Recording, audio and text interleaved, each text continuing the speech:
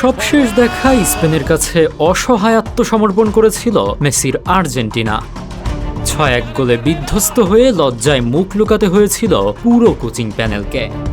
২০১৮ সালের ২৭ মার্চ মাদ্রিদের সেই প্রীতি ম্যাচে স্প্যানিশদের গতির সামনে আর্জেন্টিনার রক্ষণভাগ তাসের ঘরের মতো ভেঙে পড়েছিল। ইস্কোর হ্যাট্রিক সহ দিয়েগো কোস্তা, থিয়াগো আলকান্তারা এবং ইয়াগো আসপাসের গোলে বড় ব্যবধানে বিধ্বস্ত হয় দলটি। গ্যালারিতে থাকা মেসি সেদিন দলের এমন বিপর্যয় সইতে না পেরে ম্যাচ শেষ হওয়ার আগেই স্টেডিয়াম ছেড়েছিলেন।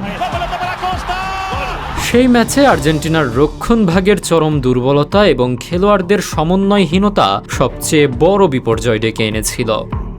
দীর্ঘ ৬০ বছর পর ২০২৬ বিশ্বকাপের ফাইনালে যখন এই দুই দল আবারও মুখোমুখি, তখন আগের সেই ভুলগুলোর পুনরাবৃত্তির একটি শঙ্কা থেকেই যায়। পরিসংখ্যান বলছে এখন পর্যন্ত মোট ১৪ বারের দেখায় ৬টি করে জয় নিয়ে দুই দলই সমানে সমান।